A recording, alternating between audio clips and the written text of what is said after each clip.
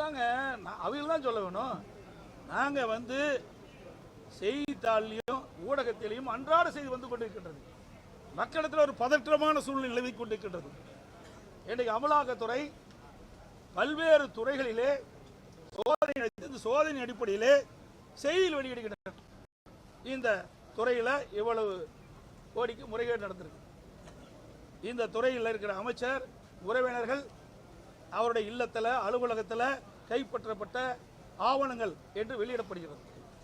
அது மட்டுமல்ல, ஒரு அமைச்சர் இந்து மதத்தை புண்படுத்துகின்ற விதமாகவும் பெண்களை இழிவுபடுத்துகின்ற விதமாகவும் பேசியிருக்கிறார். இதையெல்லாம் முக்கிய பிரச்சனையா இந்த ஆட்சிக்கு தெரியல.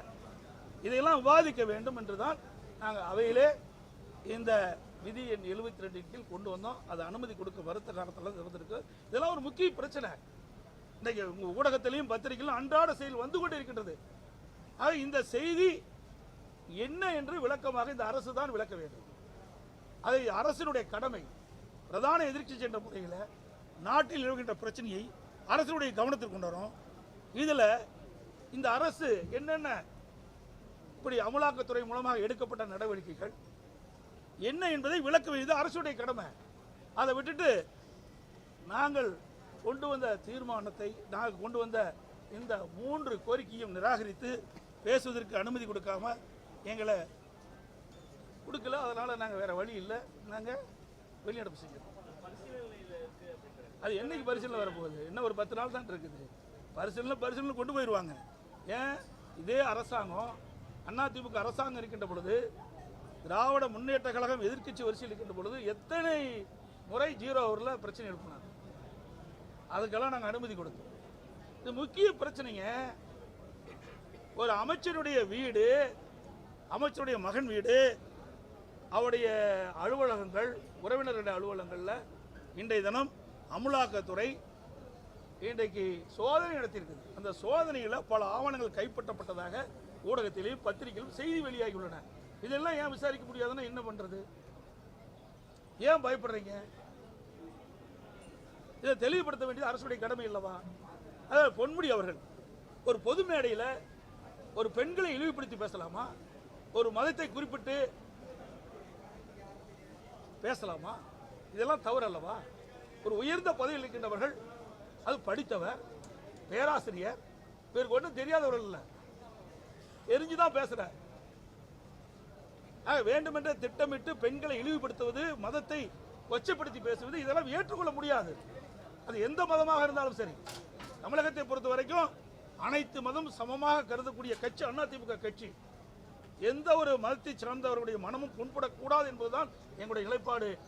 ஆனால் இன்றைய ஆட்சியாளர்கள், அந்த ஆட்சியில் இடம்பெற்றிருக்கின்ற அமைச்சர் பெருமக்கள் வேண்டுமென்றே திட்டமிட்டு இப்படி ஒரு தவறான செயலில் ஈடுபடுவது காரணமாகத்தான் இதையெல்லாம் அவையிலே விவாதிக்க வேண்டும் என்றுதான் நாங்கள் அவையிலே பிரச்சனை இருக்கணும்.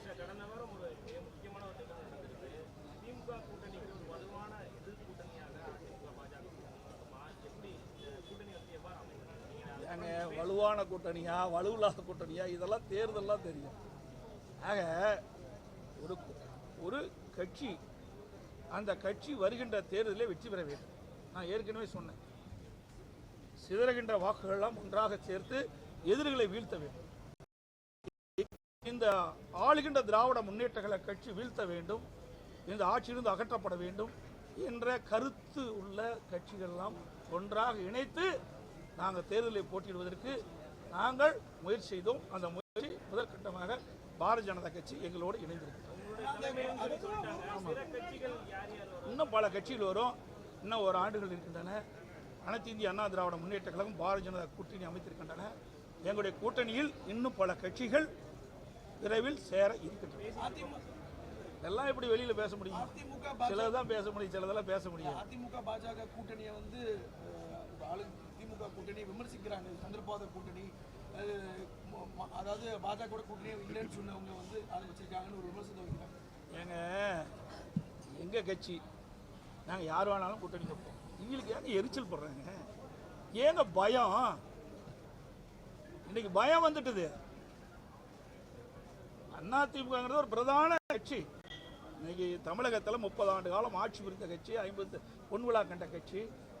எங்களுடைய கட்சி ஆட்சிக்கு வர வேண்டும், அந்த எண்ணத்தின் அடிப்படையிலே நாங்கள் கூட்டணி அமைத்துக் கொண்டிருக்கிறோம்.